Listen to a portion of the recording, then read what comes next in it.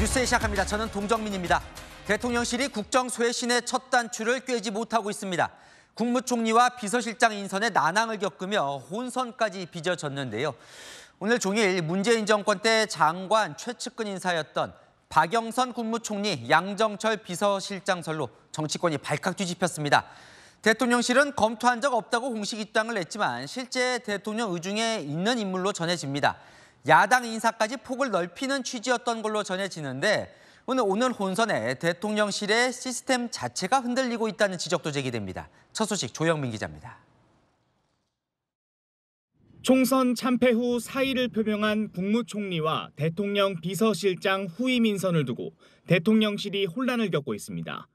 총리와 비서실장에 문재인 정부 인사인 박영선 전 중소벤처기업 장관과 양정철 전 민주연구원장이 유력하게 검토된다는 보도가 오늘 새벽에 나오면서입니다. 대통령실 한 비서관급 인사는 대통령과 철학을 같이 하면 출신 당이 무슨 소용이냐라며 그분들이 하면 좋겠다는 게 대통령 생각이라서 유력 검토되고 있다고 말했습니다. 하지만 대통령실은 보도 약 3시간 만에 검토된 바 없다고 공식 입장을 냈습니다. 정권 투톱 자리에 민주당 출신 인사를 앉힐 경우 보수층의 반발을 감당할 수 없다는 의견이 내부에서 강하게 개진된 겁니다. 오늘 대통령실 내부 회의에서는 특정 비서관이 조직 체계를 무시하고 의견을 내고 있다며 단호한 조치가 필요하다는 격앙된 반응도 나온 것으로 파악됐습니다. 윤 대통령은 실제로 두 사람에 대한 인사 추천을 받은 것으로 확인됐습니다. 윤 대통령은 참모들에게 총리와 비서실장직에 대한 여러 추천 인사들 중 하나라는 취지로 설명한 것으로 알려졌습니다. 윤 대통령은 과거 검찰총장 인사청문회 당시 양 전 원장과의 인연을 언급한 바 있습니다. 직접 정치 입문을 제가 제의받은 적은 없고 아마 2015년 말에 20대 총선 앞두고 양정철 씨가 얘기한 그걸 말씀하시는 게 아닌가.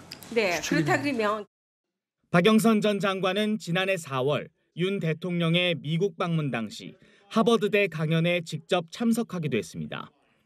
양 전 원장은 뭘 더할 생각이 없다고 주변에 밝혔고 박 전 장관은 별다른 입장을 내지 않았습니다. 채널A 뉴스 조영민입니다. 박영선 국무총리, 양정철 비서실장 설에 여야 모두 당혹스럽다는 반응입니다. 민주당은 여론 떠보기, 간보기, 야당 파괴 공작이라고 비판했고 국민의힘에서는 초현실적이라며 이러려고 정권 교체했냐는 격앙된 반응도 나왔습니다. 안보경 기자 보도 보시고 대통령의 진짜 생각, 진짜 정치 이어갑니다. 더불어민주당은 문재인 정부 박영선 전 중소벤처기업부 장관의 국무총리 검토서를 두고 대통령실을 강하게 비판했습니다. 여론 동향을 살피는 간보기라는 겁니다. 전형적인 야당 파괴 공작이다. 김부겸, 박영선 등을 언급해가지고 하지 않으면은 우리가 이렇게 고생했는데도 안 한다. 그러한 명분을 축적하기 위해서 한 고도의 정치적 플레이다. 박근혜 전 대통령의 탄핵 직전 상황에 비유하기도 했습니다. 박근혜 정부 탄핵 직전에 예? 그 탄핵 분위기를 진정시키기 위해서 노무현 정부에서 정책실장을 지내셨던 김병준 씨를 총리로 지명을 했어요. 예. 네, 그거와 유사한 느낌이 드네요. 여당도 만우절 인사인 줄 알았다며 당혹감을 감추지 못했습니다. 그 뉴스를 들었을 때 초현실 같았어요. 오늘 언급된 분들이 과연 이 정부의 성공을 위해서 본인을 진심으로 희생할 수 있는, 헌신할 수 있는 사람이라고 생각하는가. 상대 진영에 누군가가 온다고 해서 1+1이 되는 건 아닌 것 같아요. 1+1이 0이 될 수도 있는 걸 생각해보면 그 카드가 저는 좋은 카드는 아니었다고 생각하고. 친윤 권성동 의원조차 SNS 글을 통해 당 정체성을 전면 부정하는 인사는 검토조차 해서는 안 된다고 쓴소리를 했습니다. 한 중진 당선인은 우리가 박영선 총리, 양정철 비서실장을 보려고 애써서 정권 교체했냐며 격앙된 반응도 보였습니다. 채널A 뉴스 안보겸입니다.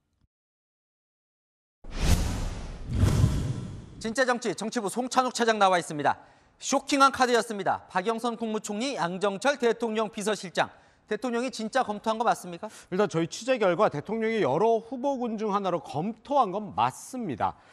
대통령의 의 중에 박영선 전 장관과 양정철 전 민주연구원장이 정권 투톱 후보군 중에 있었다는 거죠.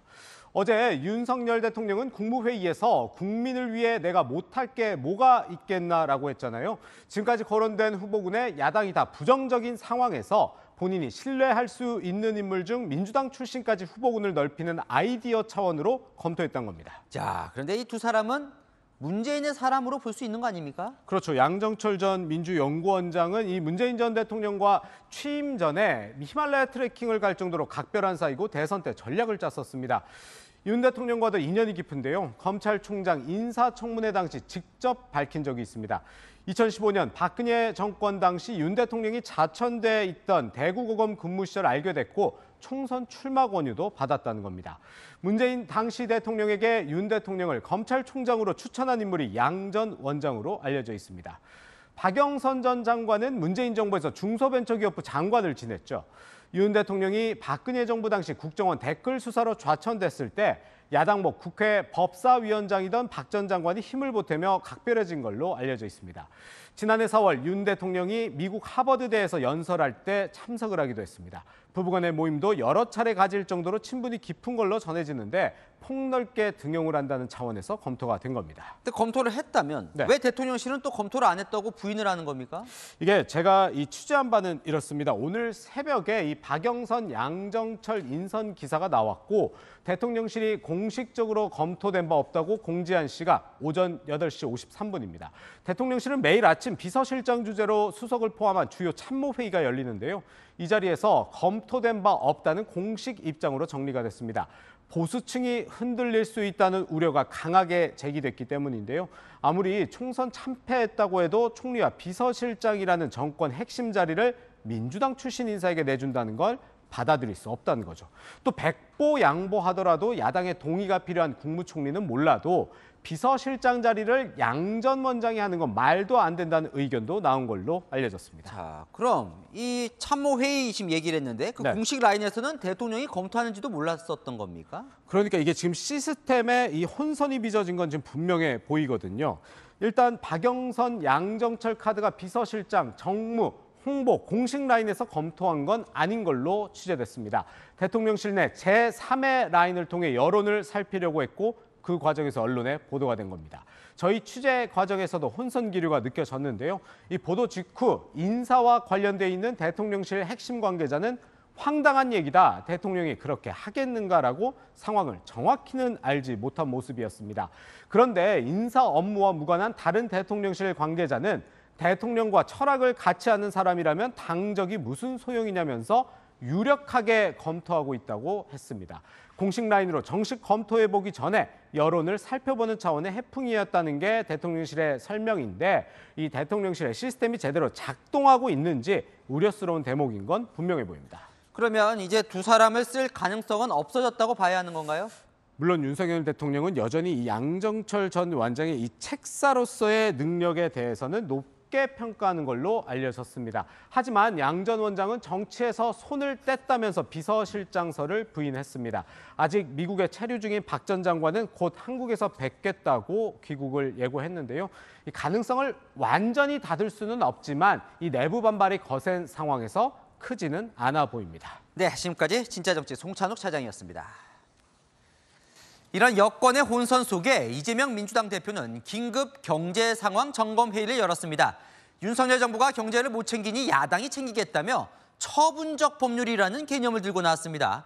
국회가 입법만으로 행정부를 거치지 않고 바로 집행할 수 있는 길이 있다는 겁니다. 수권 정당으로 차기 정권을 잡겠다는 의지로 해석되는데요. 자세한 내용 정현주 기자가 보도합니다. 이재명 대표가 처음으로 긴급 경제 상황 점검 회의를 소집했습니다. 윤석열 대통령이 주재하는 긴급 민생 경제점검회의와 유사한 경제점검회의를 연 겁니다. 이 자리에는 김태년, 홍성국 의원 등 민주당 경제통이 총출동했습니다. 급작스럽게 회의를 소집하게 됐습니다. 이게 제가 어제 환율이 1,400원을 돌파하는 그런 상황을 좀 보고 고물가 문제뿐만 아니라 국가 경제 전반에 상당히 위기가 좀 현실화된다는 생각이 들었습니다. 이 대표는 정부가 마이동풍이니 국회가 직접 할 수 있는 일을 발굴하면 좋겠다며 처음으로 처분적 법률을 언급했습니다. 국회가 입법으로 행정부를 거치지 않고 바로 집행할 수 있는 길이 있다는 겁니다. 처분적 법률들을 좀 이제는 많이 활용할 필요가 있지 않을까 싶어요. 신용사면 이런 거는 지금 정부가 지금 당장 해야 되는데 안 하니까 입법으로 그런 거는 신용사면 조치를 해도 될 것 같아요. 이 대표 측은 총선 압승을 바탕으로 수권 능력을 보여 정권 창출의 토대를 마련하겠다고 말했습니다. 앞서 열린 최고위원회의에선 윤 대통령의 어제 총선 후 첫 메시지를 직격했습니다.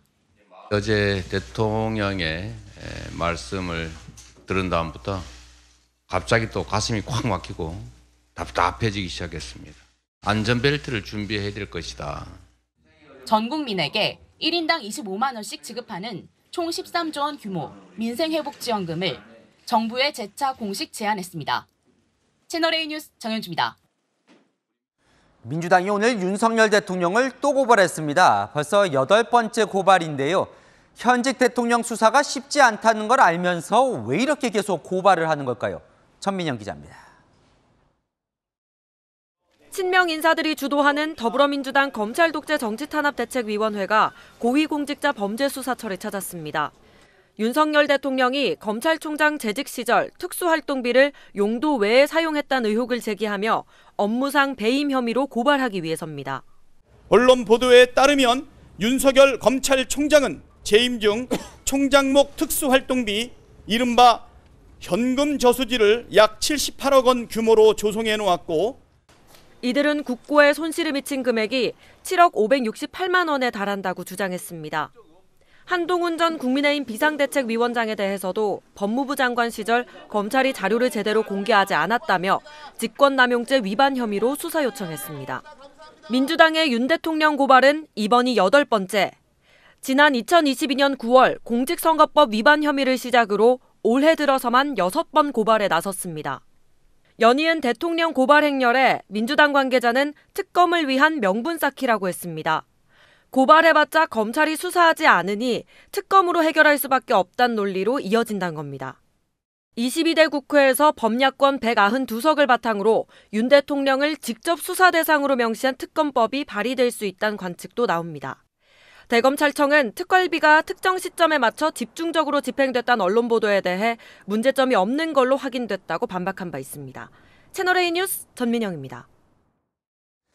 한때 당 지도부나 국회의장까지 지냈던 국민의힘 원로들이 윤재욱 국민의힘 원내대표를 만났는데요.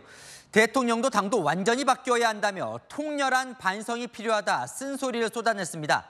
어떤 조언들을 했는지 최수연 기자가 보도합니다. 국민의힘 상임 고문단 소속 원로들이 윤재욱 국민의힘 원내대표 앞에서 쓴소리를 쏟아냈습니다. 총선 참패는 대통령과 당 모두의 책임이라는 겁니다.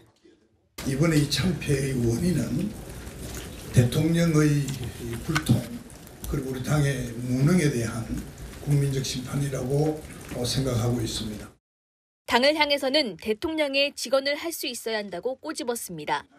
더 이상 이제 대통령만 쳐다보는 그런 정당이 되어서는 안 될 것입니다. 직언을 해야 될 때는 필요하다고 생각되면 직언을 하는 그런 당이 되어주기를 바라고요. 이제 정말 이제는 우리가 국민을 보고 하는 정치를 해주기를 바라고요. 윤 대통령이 태도를 바꿔야 한다는 요구도 이어졌습니다. 직접 기자회견을 좀 자주 해서 국민 앞에 당당하게 나서 기죽지 말고 대통령이 이제는 그때마다 좀 기자회견을 해서 소통했으면 좋겠습니다. 서로 협상도 하고 어떤 것은 양보도 하고 어떤 것은 가져오기도 하고 그렇게 해야 되기 때문에 당연히 나는 만나줘야 될 것 같아요. 앞서 윤 원내대표는 초선 당선인들과도 만났는데 국민의힘을 지지하지 않는 4050 세대의 마음을 얻어야 한다는 쓴소리도 나왔습니다. 삼성전자 사장 출신인 고동진 서울 강남병 당선인은 옛날 회사 체질이었으면 오늘쯤 벌써 TF를 만들어 움직이고 있었을 것이라고 했습니다. 총선 패배에도 쇄신 움직임이 더딘 당을 에둘러 지적한 것으로 해석됩니다. 최의린 뉴스 최순입니다. 조국 혁신당이 꾸민 공동교섭단체 구성이 가시권에 들어왔습니다. 22대 조국 혁신당 당선인 현재 12석이죠. 군소정당 8명이 합류 가능성을 열어두고 있습니다. 시민단체 목 당선인 2명을 두고 민주당과 조국 혁신당의 물밑 삿바 싸움 양상도 감지됩니다. 이세진 기자입니다. 조국 혁신당 대표는 오늘 원내교섭단체를 만들겠다는 목표는 분명하다며 8척의 쇄빙선을 더 갖추고 싶다고 했습니다. 원내교섭단체 구성 기준인 20석을 맞추기 위한 8석 추가 합류는 가시권에 들어와 있습니다. 3석을 가진 진보당 관계자는 긍정적으로 보고 있다며 합류 가능성을 언급했고 김종민 새로운 미래 의원도 조국 혁신당이 손 내밀면 고민할 것이라고 했습니다. 더불어민주연합에서 곧 제명될 기본소득당 용혜인 의원, 사회민주당 한창민 당선인도 공동교섭단체 참여 가능성을 부인하지 않고 있습니다. 관건은 더불어민주연합 내 시민사회 몫으로 당선된 김윤, 서미화 당선인입니다. 시민사회 측은 어제 두 당선인을 만나 별도 교섭단체에서 활동해달라고 조언한 것으로 알려졌습니다. 사실상 조국 혁신당과 교섭단체를 구성하란 겁니다. 민주당은 견제에 들어갔습니다. 민주당 핵심 관계자는 추천은 시민사회가 했지만 민주당 소속이라며 본인들도 남고 싶어하는 걸로 안다고 말했습니다. 민주당은 총선 전 공약했던 교섭단체 의석수 완화도 미온적입니다. 21대에서는 그건 대상이 아닌 것 같고요. 22대 국회에서 어떻게 할지는 모르겠지만 그건 제도 개선 아니겠습니까? 제도 개선을 글쎄요, 그건 쉽지는 않을 것 같거든요. 친명이 장악한 민주당이 친문의 구심점이 될 수 있는 조국 혁신당을 견제한다는 해석도 나옵니다. 채널A 뉴스 이세진입니다. 검찰청 술판 진술 조작 의혹이 달아오르고 있습니다. 이화영 전 부지사가 술을 마신 곳이 창고가 아닌 검사실이었다면서 진술을 번복하는 상황. 검찰은 출정 기록과 교도관 조사 내용을 공개하며 정면 반박에 나섰습니다. 손인혜 기자입니다. 이화영 전 부지사 측은 오늘 이른바 검찰청 술판이 벌어진 건 지난해 6월 30일에서 7월 초 사이라고 밝혔습니다.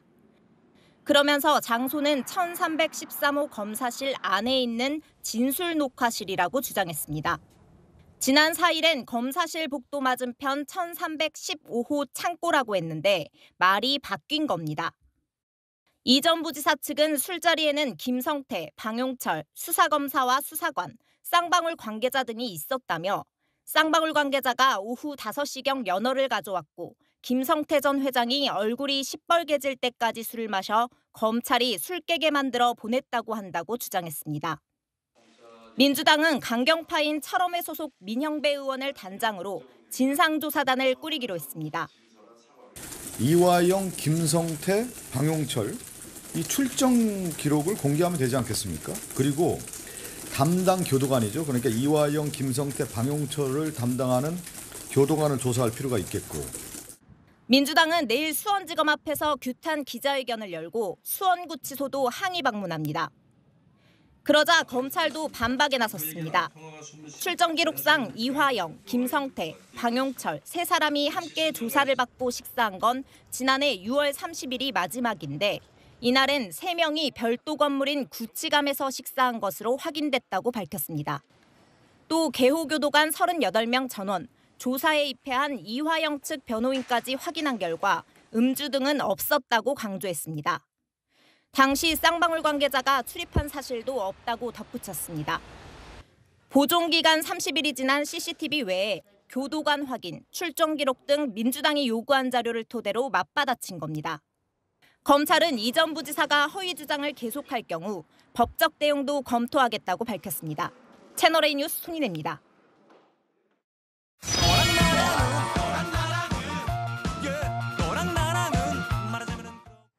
네, 윤수민 기자와 여랑야랑 시작합니다. 첫 번째 주제 보겠습니다. 한동훈 전 비대위원장과 화환이 본인입니다. 네, 국회 담장에 늘어선 화환 행렬이 150m에 달했는데요. 150m가 어느 정도인지 한번 따라가 봤는데요. 끝이 보이지 않을 정도로 길게 화환이 늘어섰습니다. 한동훈 전 비대위원장의 복귀를 바라는 지지자들이 보낸 겁니다. 대한민국을 사랑하시는 동료 시민 여러분, 응원해 주신 동료 시민 여러분,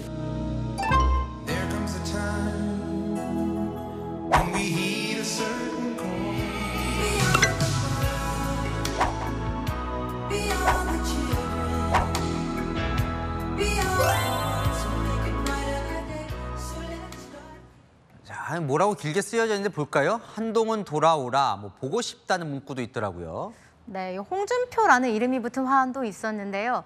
질투나서 그랬다, 내 좀 봐도라는 메시지가 담겼습니다. 홍 시장이 보낸 건 아니겠죠? 네, 물론 아닙니다. 최근 한 전 위원장을 강도 높게 비판하고 있는 홍 시장이 지지자들 눈에는 질투하는 걸로 보였나 봅니다.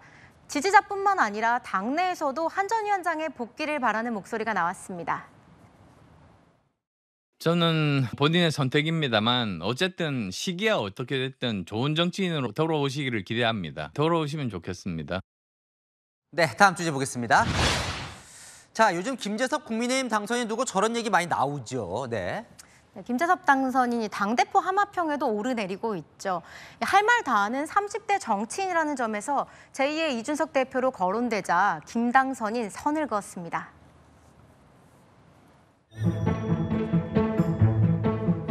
저는 제2의 이준석이 아니라 제1의 김재섭입니다. 저는 이준석과 다른 사람이고 다른 정치적 노선을 걷고 다른 생각을 갖고 있는 사람.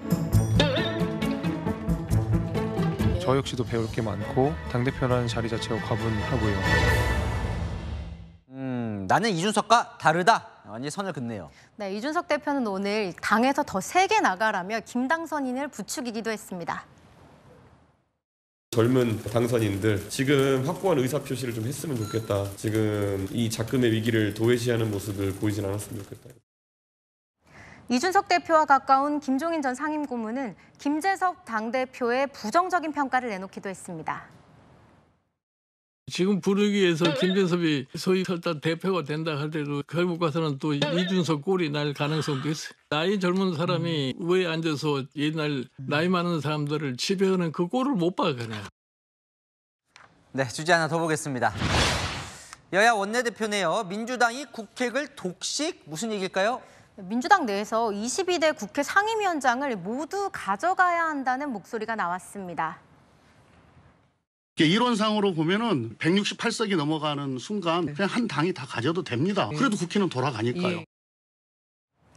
홍익표 원내대표도 법사위원장과 운영위원장을 다수당인 민주당이 가져가는 게 맞다는 주장을 폈습니다. 법사위원장과 운영위원장, 두 상임위원장을 콕 집었네요. 네, 이유가 있습니다. 관례에 따르면 두 상임위원장은 국민의힘이 가져가는 거거든요. 국회의장을 1당이 가지면 견제 차원에서 법사위원장은 2당이 가지고 운영위원장은 대통령실 소관이라 여당이 갖는 게 관행이거든요. 그런데 그러다 보니 민주당 특검법을 비롯해 모든 상임위 법안이 법사위에서 막히고 운영위에서 대통령실을 제대로 견제할 수 없다며 갖고 오겠다고 한 겁니다. 국민의힘 국회 독식이라며 반발했습니다. 법사위원장과 운영위원장을 야당이 차지하겠다는 것은 폭주하겠다. 국회를 독단적으로 운영하겠다는 선언이라고 생각합니다. 네. 그럼 의장을 내놔야지. 의장 자리하고 법사위원장 자리는 같이 가져갈 수 없습니다. 자, 실제로 이렇게 다 가져간 경우가 있었습니까? 최근에 한 번 있었는데 그게 바로 4년 전이었습니다. 21대 전반기 국회에서 과반을 넘긴 민주당이 국회의장, 법사위 그리고 운영위까지 독식했죠. 당시 여야의 법사위 정탈전으로 국회가 48일이나 늦게 개원했는데요. 이번에도 말로만 협치할까 우려되네요. 네, 지금까지 여랑야랑이었습니다. 네, 다음 소식입니다. 공격성 강한 들개가 서울 서대문 일대에 나타나서 주민들이 불안에 떨고 있습니다. 산책하던 반려견이 공격당하기도 하는데요. 근처 아파트는 철조망까지 쳤습니다. 최다함 기자가 취재했습니다. 서울 서대문구 백년산공원 산책로. 바위 위에 검은색 들개와 누런개 한 마리가 자리 잡고 있습니다. 산책 중인 주민이 지나가자 지저댑니다. 나를 노려보고 딱 둘이 마주쳤어요. 가슴이 울렁울렁거리고 엄청 힘들었거든요. 도망왔는데 걔가 좀 많이 따라오더라고요. 그래서 엄청 무서웠어요. 등산로를 따라 조금 더 깊숙이 들어가자 털이 덥수룩한 큰 개 두 마리가 더 나타납니다. 인기척이 들리자 사납게 짖습니다. 개가 사람을 피하는 게 아니라 사람이 개를 피해야 돼요. 사람이 위협을 느껴서 지금 이 경치 좋고 좋은 이 곳을 마음대로 다니질 못해요. 이곳 백년산공원에서 들개떼가 포착되기 시작한 건 3년 전쯤. 바로 밑 아파트 주차장까지 때로 내려와 길고양이를 공격하는 등 주민들은 극심한 불안을 겪었습니다. 실제로 반려견이 들개에 물려 수술받은 일도 있었습니다. 공원 안에까지 들어가지도 않은데 거의 초입에서 개들을 마주쳐서 꼬리를 물어갖고 꼬리에 확 찢어졌어요. 결국 일부 아파트 단지는 들개 접근을 막기 위해 철조망을 설치했고 밤에는 아예 문을 잠급니다. 관할구청은 인근 지역 재개발이 진행되면서 벌어진 개들이 산속에서 무리지어 살고 있는 것으로 보고 있습니다. 지난해 포획틀과 CCTV를 설치해 13마리를 잡은 데 이어 올해도 포획 사업을 진행할 계획입니다. 채널A 뉴스 최다함입니다. 오늘 아침 서울 한강대교 구조물 위에서 투신 소동이 벌어졌습니다. 소방과 경찰이 대거 출동했고 출근길 극심한 혼란을 빚었는데요. 한강다리 난간엔 사람이 올라서지 못하도록 원통이나 철조망 등 여러 장치가 있지만 사실상 기능을 하지 못하고 있습니다. 송진섭 기자가 취재했습니다. 출근 시간 서울 한강대교. 노량진 방향 4개 차로가 꽉 막혀 차들이 거북이 걸음을 합니다. 다리 위 아치형 구조물엔 한 남성이 양반다리를 한 채 태연히 앉아 있습니다. 소방대원들이 조심히 다가가 보지만 남성은 아랑곳하지 않습니다. 오늘 오전 6시쯤 서울 한강대교 위에 사람이 올라가 있다는 신고가 접수됐습니다. 남성은 다리 위에 현수막까지 건 채 소방과 대치를 이어갔습니다. 구조작업을 위해 4개 차로 중 3개가 통제돼 출근길 차량들은 다리 위에 갇힌 신세가 됐습니다. 원래 막히는 곳이 아닌데 차가 너무 막혀가지고 이천동에서 오는데 30분이나 걸려서 1분도 안 걸릴 거예요. 지금 한 10분 좀 넘게 걸렸어요. 다리 끝에서부터 중간 넘어오는데 지금 지각할 것 같아요. 남성은 소방의 설득 끝에 5시간 만에 소방 크레인을 타고 내려왔습니다. 한강대교에선 지난달 30일 새벽에도 투신 소동이 벌어졌습니다. 한 남성이 여자친구를 데려오라며 경찰, 소방과 대치를 벌이다 2시간 뒤 내려왔습니다. 다리 난간에는 사람이 올라서지 못하게 큰 원통이나 굽어진 철조망이 설치돼 있습니다. 교량 구조물도 일반인 접근을 막기 위해 미끄러지는 롤러와 가시도 친 철판 등이 있지만 무용지물인 겁니다. 경찰은 남성에 대해 공무집행방해, 5개 광고물 관리법 위반 등의 혐의를 적용해 조사할 방침입니다. 채널A 뉴스 송진섭입니다. 전국의 맛집 3,000곳에 전화해서 장염에 걸렸다라며 돈을 뜯어낸 30대 남성이 경찰에 붙잡혔습니다. 단 한 번도 방문하지 않은 음식점에도 전화해서 영업정지 당하고 싶냐라고 협박한 겁니다. 겁을 먹은 업주들로부터 9천만 원을 뜯어냈습니다. 김대욱 기자입니다. 6사람이나 통에 살상까지 한 일이 있었어요. 약국약만 6일을 먹고 항의 전화도 몇 번 했었는데. 네, 죄송합니다. 한 식당에 걸려온 전화입니다. 다짜고짜 음식을 먹고 탈이 났다며 합의금을 요구합니다. 다른 식당에서도 연신 윽박 지르며 욕설을 내뱉습니다. 화장실 하고는 지금 문자로 지금 5분 안에 보내세요. 지금 문 닫기 싫으면은. 아닙니다. 죄송합니다. 전화를 건 남성은 30대 A씨. 최근 10개월간 전국 음식점 3,000여 곳에 전화해 식사 후 장염에 걸렸다며 합의금을 요구했습니다. 돈을 준 업주는 418명, 9천만 원 넘게 피해를 입었습니다. 온라인에서 맛집을 검색한 뒤 전화의 트집을 잡았고 합의를 주저하는 업주들에겐 영업정지를 당하고 싶냐고 협박했습니다. 정작 식당은 방문한 적이 없었습니다. 범행이 이어지자 피해 업주들끼리 사례를 공유했고 장염맨이라는 별명까지 붙었습니다. 전환이 구토하고 설사하고 며칠 동안 아파서 약 먹고 병원 갔다 오고 욕만 안 했지만 뭐라 하니까. 경찰은 피해 신고가 빗발치자 수사에 착수해 A씨를 검거했습니다. 비슷한 방식으로 사기를 치다 붙잡힌 바 있는데 교도소 출소 2달 뒤 또 범행한 것으로 드러났습니다. 돈은 인터넷 도박에 탕진한 것으로 알려집니다. 식사한 날짜, 시간, 그리고 결제한 영수증 등을 요구해서 실제로 그런 사람이 왔다 갔는지를 확인하는 등 적극적인 대처가 피해를 예방하는 데. 경찰은 A씨를 구속했습니다. 채널A 뉴스 김대욱입니다. 택시기사가 고속도로 휴게소에서 산 커피를 승객과 나눠 마시며 이동합니다. 경찰에 보이스피싱 수거책인 것 같다 신고한 상태였는데요. 배영진 기자입니다. 고속도로 휴게소에 멈춘 택시. 택시기사와 승객이 커피를 나눠 마시며 출발합니다.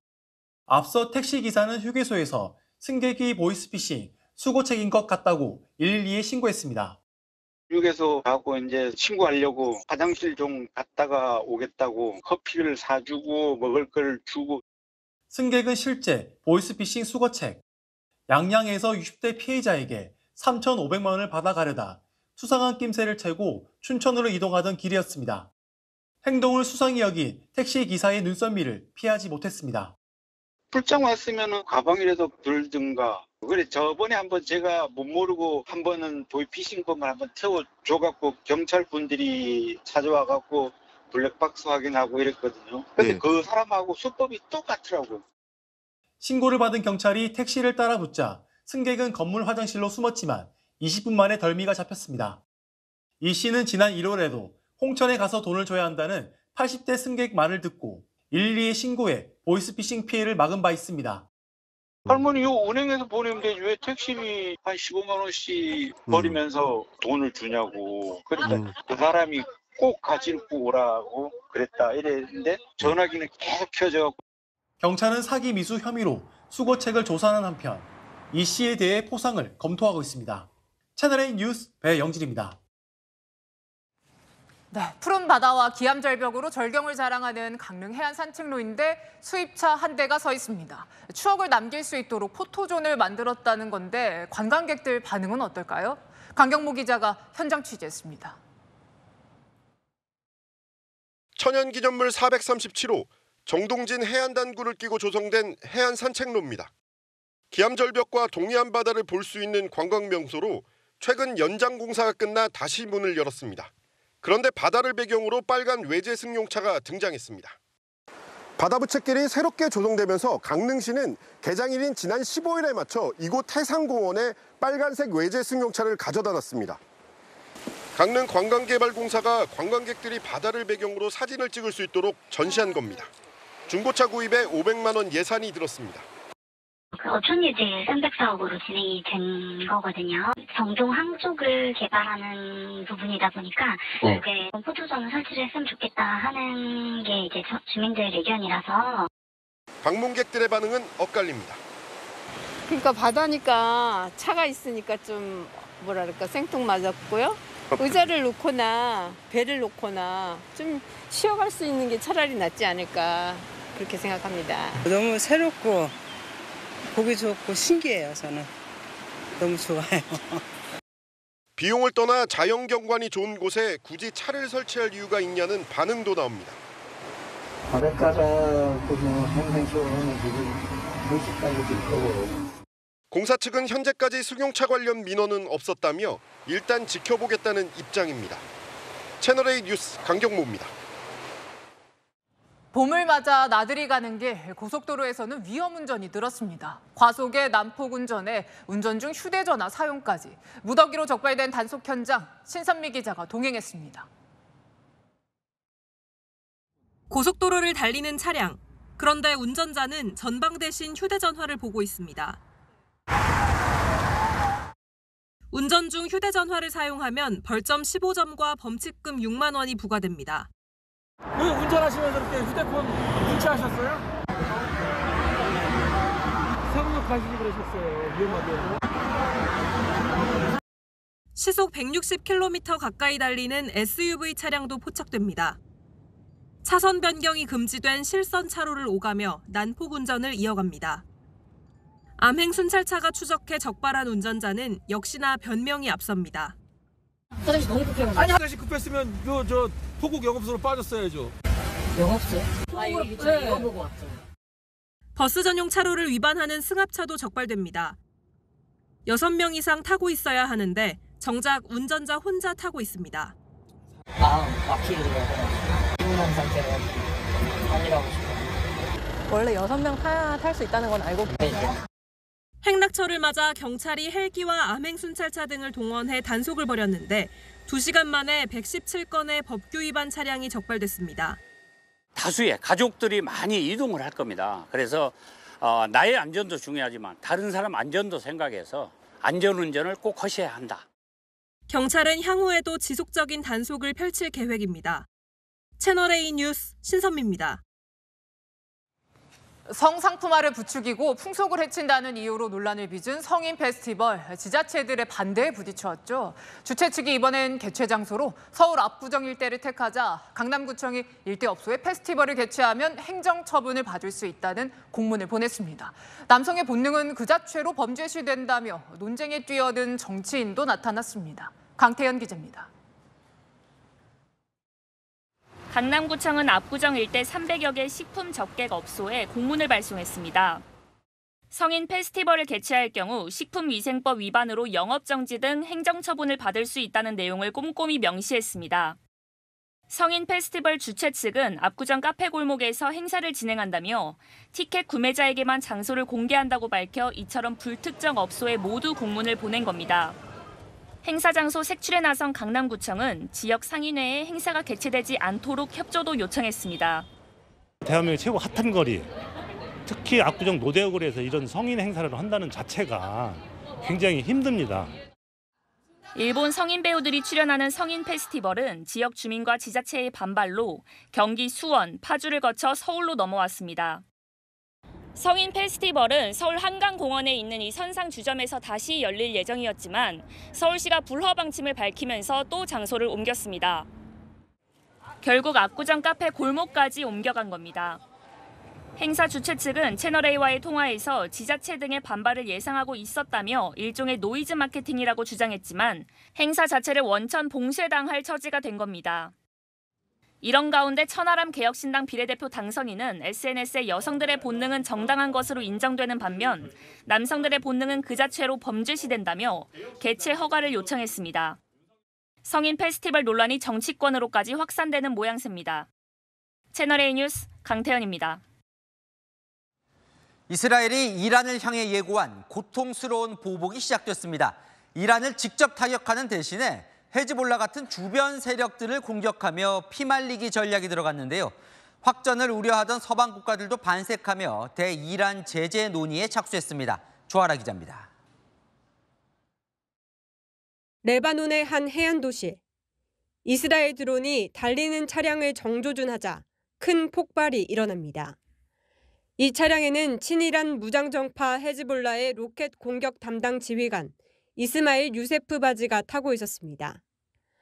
현지 시각 어제 이스라엘군은 바지를 포함해 헤즈볼라 고위 사령관 3명을 제거했다고 밝혔습니다. 나흘 전 이란의 공습을 받은 이스라엘이 이란 본토를 즉각 공격하기보다는 이란의 지원을 받는 대리 세력 중 하나인 헤즈볼라를 먼저 공격한 겁니다. Iran is arming Hezbollah. Iran is arming the Houthis. Iran is supporting Hamas operationally, but it's actually all part of one front. 이스라엘 당국자는 전시 내각회의 후 이스라엘의 대응이 무엇인지 이란이 계속 추측하게 하는 게 목표라 말했다고 현지 매체가 보도했습니다. 이스라엘로서는 팔레스타인 무장단체 하마스와의 전쟁도 신경을 써야 하는 만큼 전면 대응보다 시간을 끌며 이란을 꾸준히 압박하는 이른바 피말리기 작전을 택한 것이라는 분석이 나옵니다. 확전을 반대하는 미국도 대이란 제재에는 동참했습니다. I fully expect that we will take additional sanctions action against Iran in the coming days. 이란의 핵심 자금줄인 석유 수출 관련 제재도 검토 중인 가운데 이란 미사일과 무인기 제조 프로그램 등 군사 관련 제재도 나설 것이라는 관측이 나옵니다. 채널A 뉴스 조아라입니다. 미군이 5년 만에 중거리 미사일을 인도 태평양 지역에 배치할 예정입니다. 중국 견제 차원인데요. 자, 연합훈련은 이미 진행한 것으로 확인됐습니다. 김민곤 기자입니다. 캄캄한 밤 수송기에서 트레일러가 내려옵니다. 현지 시각 11일 미군이 필리핀 루손섬 북부 지역에 지상 발사형 중거리 미사일 발사 장치를 전개하는 모습입니다. 미 인도태평양 사령부는 필리핀과의 훈련을 앞두고 중거리 능력 미사일 시스템이 15시간 동안 8,000마일을 날아와 필리핀에 처음 전개됐다고 밝혔습니다. 미국은 1987년 구소련과 중거리 핵전력 전폐 조약을 체결했다가 2019년 탈퇴했는데 그 이후 인태 지역에 중거리 미사일 체계를 전개한 것은 이번이 처음입니다. 최근 찰스 플린 미 태평양 육군사령관은 조만간 이 지역에 사거리 수백 킬로미터의 중거리 미사일을 배치한다고 밝힌 바 있습니다. Around the SM-6 and the Maritime Strike Tomahawk, that system will be deploying into the region soon. Where and when it's going to go, I'm not going to talk about that now. 이번 발사장치가 배치된 장소는 대만 해협과 불과 750km 떨어진 곳으로 중국 견제가 목적이라는 해석이 나옵니다. 한편 미중 국방당국은 1년 5개월 만에 화상회담을 갖고 소통을 재개하기로 했습니다. The two leaders discussed U.S. PRC defense relations and regional and global security issues. 하지만 대만이나 남중국해 문제 등에서는 이견을 보이며 군사적 긴장 관계는 계속되고 있습니다. 채널A 뉴스 김민곤입니다. 16년 전 우리도 숭례문 화재로 국보 1호가 불타는 악몽을 겪었죠. 덴마크의 숭례문과도 같은 대표 문화재 400년 역사의 첨탑이 화재로 무너져 내렸습니다. 이솔 기자입니다. 거센 불에 휩싸인 건물 첨탑. 불기운을 이기지 못하고 서서히 기울더니 결국 무너져 내립니다. 현지 시각 어제 덴마크 수도 코펜하겐에 위치한 옛 증권거래소 건물에서 불이 나 56m 첨탑을 포함해 건물 절반이 모두 타버렸습니다.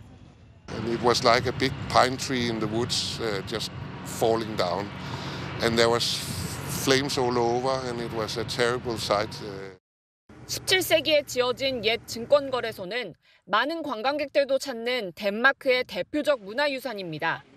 400년 역사를 지닌 상징물이 2시간 반 만에 사그러지는 모습에 나라 전체가 슬픔에 빠졌습니다.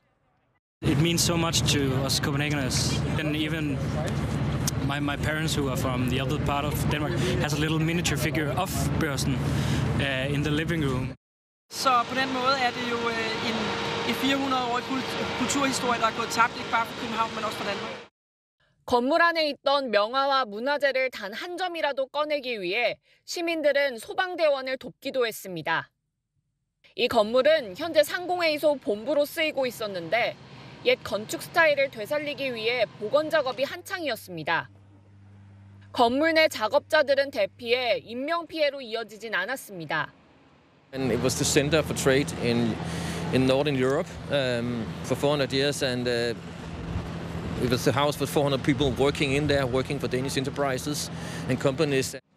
현지 경찰은 건물 진입이 가능해지면 즉시 화재 원인 조사에 착수할 계획입니다. 채널A 뉴스 이솔입니다. 국회에서 상대당 의원에게 펀치를 날리며 패싸움을 벌이는 이곳. 동유럽 국가 조지아 국회입니다. 과거 우리 국회 생각도 좀 나죠? 김용성 기자입니다.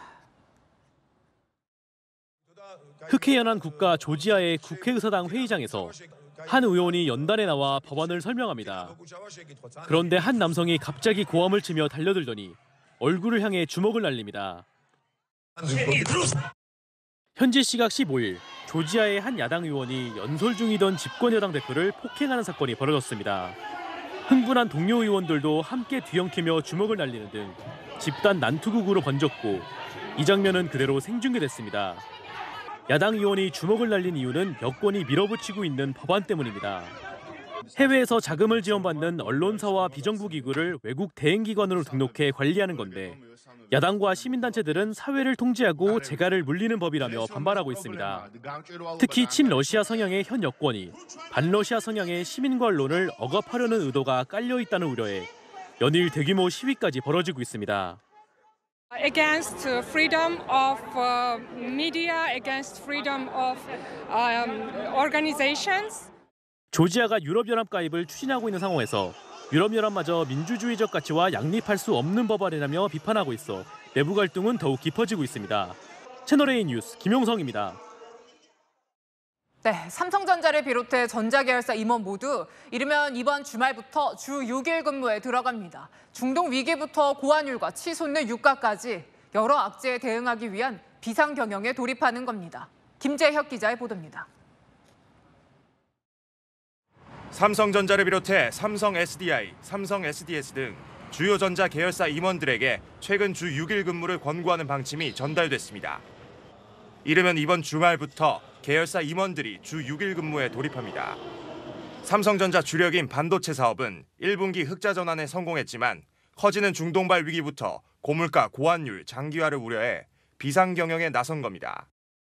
글로벌 경쟁사들이 급성장하며 기술 격차가 좁혀지는 상황도 위기로 보고 있습니다. 아무리 생각해봐도 첫 번째도 기술, 두 번째도 기술, 세 번째도 기술 같아요. 한 삼성 관계자는 전자를 비롯해 계열사 일부 사업부 임원은 이미 주 6일 근무를 해왔다며 위기의식에 공감해 확대하기로 했다고 전했습니다. 다만 일반 직원들의 주 6일 근무는 엄격히 제한한다고 전했습니다. 삼성전자는 2014년 어닝 쇼크를 기록했을 때도 휴가를 내놓고 성과급을 반납하는 비상 경영을 시행했습니다. 재계에서는 1위 삼성이 본격적으로 비상 경영에 나서며 임원 주 6일 근무가 다른 대기업으로 확대될 가능성도 크다고 보고 있습니다. 채널A 뉴스 김재혁입니다. 토지거래 허가구역으로 묶인 서울 압구정, 여의도, 목동, 성수 4곳에 대한 규제가 1년 더 연장됐습니다. 서울시는 투기거래를 차단하기 위한 불가피한 선택이라고 밝혔습니다. 김단비 기자입니다. 서울시는 압구정동을 비롯해 목동, 여의도동, 성수동에 대해 토지거래 허가 구역으로 재지정했습니다. 이 4곳은 서울의 대표적인 알짜 재건축 단지로 오는 26일 지정 만료를 앞두고 있었습니다. 지난 2021년 토지거래 허가 구역으로 지정된 이후 3번째 연장 조치입니다.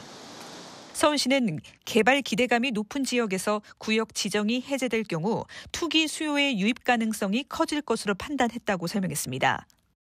토지거래 허가 구역으로 지정되면 일정 면적을 초과하는 토지를 사고 팔 때 시군 구청장의 허가를 받아야 합니다. 또 실제 거주 목적이어야 구매가 가능해 전세를 끼고 집을 매수하는 갭 투자가 불가능합니다. 대표적인 부동산 규제입니다. 부동산 침체가 이어지는 데다 지역 주민들의 민원이 많아 이번에 토지거래 허가 구역이 해제될 수 있다는 기대가 많았습니다. 성남이나 이런 데는 이제 상업용은 풀렸잖아요. 여기는 이제 상업까지 이제 안 풀렸으니까 부동산들끼리 저쪽은 풀어줬는데 여기는 안 풀어줬으니까. 이번 결정으로 조만간 구역 지정 만료 예정인 잠실, 삼성, 청담, 대치 지역도 해제 가능성이 낮아졌습니다. 채널A 뉴스 김단비입니다. 실종자와 범죄자를 인상착의로 찾아내는 CCTV부터 어울리는 헤어스타일을 추천하는 거울까지 국내 최대 정보통신 기술 박람회에 나온 AI 신기술을 정현우 기자가 취재했습니다. 사람들이 지나갈 때마다 CCTV가 일일이 번호를 매깁니다. 인공지능 AI가 탑재된 지능형 CCTV입니다. 이렇게 CCTV 앞을 지나가면 AI가 어떤 옷을 입었는지, 어떤 자세인지 분석해 보여줍니다. 실종자나 범죄자를 인상착의로 검색할 수 있고 화재나 폭행 같은 위험 상황도 인식합니다. 거울 앞에 앉아 사진을 찍자 AI가 어울리는 머리 모양을 추천합니다. 머리를 자르지 않아도 스타일을 바꿔볼 수 있고 염색도 자유자재로 가능합니다. 안면인식 카메라에 사람 얼굴 사진을 출력한 종이를 가져다 대자 모니터에 빨간 테두리가 표시됩니다. 사진이나 영상에 뚫리는 안면인식 기술의 빈틈을 AI로 보완하는 겁니다. 실제 출퇴근하지 않고 사진을 들이대거나 사진을 가지고 금융 활동을 하거나 하는 그 전 단계에서 이런 필터 기능을 함으로써 자동차 후방 카메라에 특수 유리를 붙이고 물을 뿌리자 물방울이 금방 흩어집니다. 유리 표면에 특수 패턴을 입혀 비를 맞더라도 물방울을 퍼뜨리는 겁니다. 허공에 영상을 띄우고 터치해 조작할 수 있는 홀로그램 기술도 국내 최초로 개발됐습니다. 홀로그램을 보기 위해 특수 안경을 쓸 필요도 없습니다. 과기정통부는 혁신 기술을 개발한 유망 스타트업 4곳에 혁신상을 수여했습니다. 채널A 뉴스 정현우입니다. 여성 근로자 300명, 전체 근로자 500명 이상 기업은 직장 어린이집을 설치해야 합니다. 그런데 기껏 지어놓고도 정원의 절반도 채우지 못하는 곳들이 있습니다. 회사에서 멀리 떨어져 있어서 출근 시간대 차로 40분 넘게 걸리기 때문인데요. 경제카메라 송정현 기자가 취재했습니다.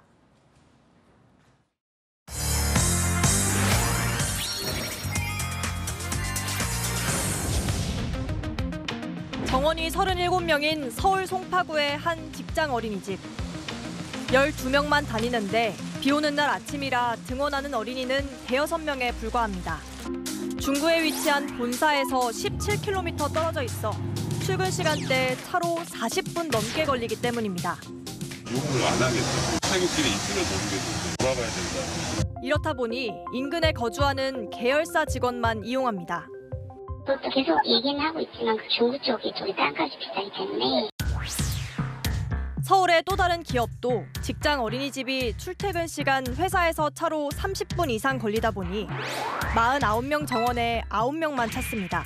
회사까지 얼마나 걸려요? 30분? 좀 빠듯하시겠네요? 네, 지금 그래서 급하네요. 직장 어린이집 위치에 대한 기준이 없다 보니 생긴 문제입니다. 그건 없어요. 사업주 부담이기 때문에 제도 개선이 필요한 사항이네. 현재 여성 근로자 300명, 전체 근로자 500명 이상 기업은 직장 어린이집을 설치해야 합니다. 기껏 지어놓고도 위치가 멀어 이용률이 저조한가 하면 수년째 벌금을 내며 버티는 기업도 지난해 기준 27곳입니다. 직장 어린이집을 설치하지 않아 명단이 공개된 기업입니다. 지난해까지 7년 동안 설치하지 않아 지불한 강제 이행금만 8억 원이 넘습니다.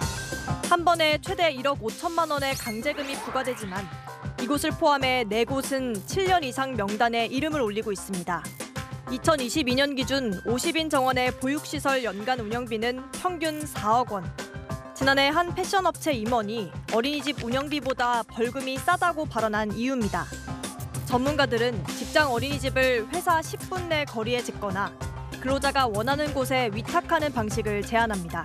근로자 자녀가 다니는 어린이집과 개별적으로 계약을 맺어서 위탁보육의 형태로 설치 의무를 이행하는 것이 보다 실효성 있는 직장 어린이집 대책이 필요해 보입니다. 경제카메라 송정현입니다.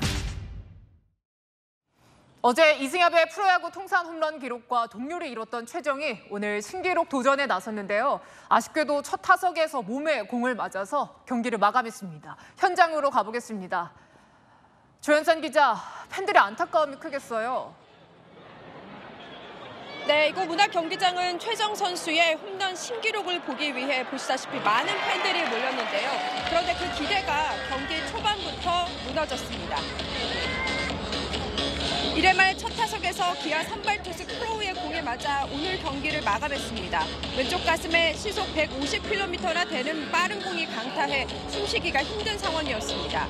이 상황이 벌어지기 전까지만 해도 팬들의 기대감이 워낙 대단했던 상황이라 아쉬움이 더 큰 대목입니다. 홈런볼을 잡으려는 팬들이 몰리면서 오늘 경기는 이례적으로 외야석부터 매진됐습니다. 최정 선수의 홈런볼을 잡기 위해서 글러브를 챙겨왔습니다. 그 일주일 전에 예매가 오픈되자마자 이제 오픈런을 해서 겨우겨우 구하셨다고 하셨습니다.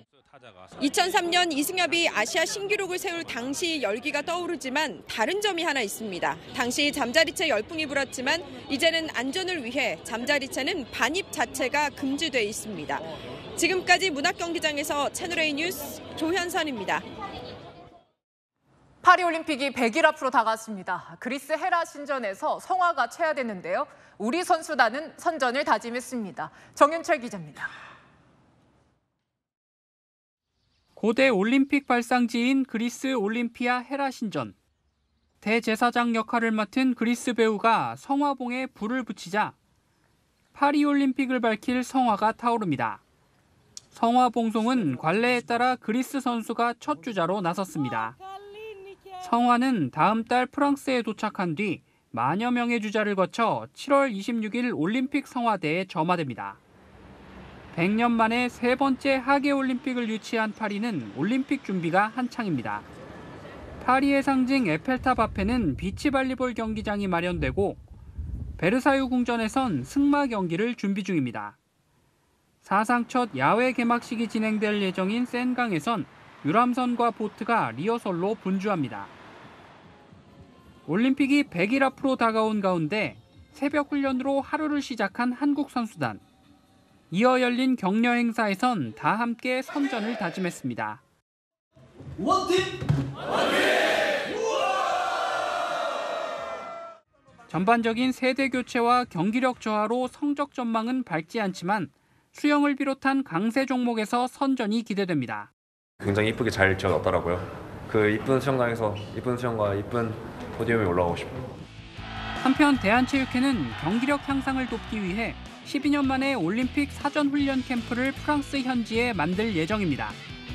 채널A 뉴스 정인철입니다. 기상 항공기에서 촬영한 김포 일대 모습입니다. 희뿌연 먼지로 파란 하늘과 도시가 완전히 감춰졌는데요. 오늘 강원 영동과 경북에는 황사 위기경보 주의 단계도 발령됐습니다. 황사 영향은 내일까지 이어지고요. 황사만 아니라면 하늘 자체는 맑고 기온이 올라 다소 덥겠습니다.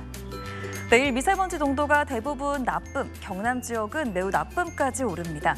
수도권과 충남은 오후부터 차츰 공기질이 회복되겠습니다. 아침까지는 먼지 섞인 안개로 시야 확보가 더 어렵습니다. 서쪽 지방 중심 가시거리가 200m까지 좁혀지겠습니다. 내일 아침 기온 전국이 11도 안팎에서 출발합니다. 낮 기온은 서울과 대전 25도, 대구 26도로 오늘보다 3도 더 높겠습니다. 모레까지는 맑은 날씨 속에 덥겠고 토요일 전국에 비가 내리며 기온이 떨어지겠습니다. 날씨였습니다. 삼성 갤럭시 신화의 주인공 삼성전자 사장 출신의 고동진 국민의힘 당선인이 여권을 향해 오늘 이런 쓴소리를 했습니다. 삼성이었다면 벌써 TF를 만들어서 움직이고 있을 거라고요. 국정과 민생을 책임지는 게 대통령과 여당의 역할이죠. 갈팡질팡 혼란으로 국민들 피해보는 일은 절대 없어야겠습니다. 마침표 찍겠습니다. 민생에 피해 주는 일은 없어야. 뉴스에 마칩니다. 감사합니다.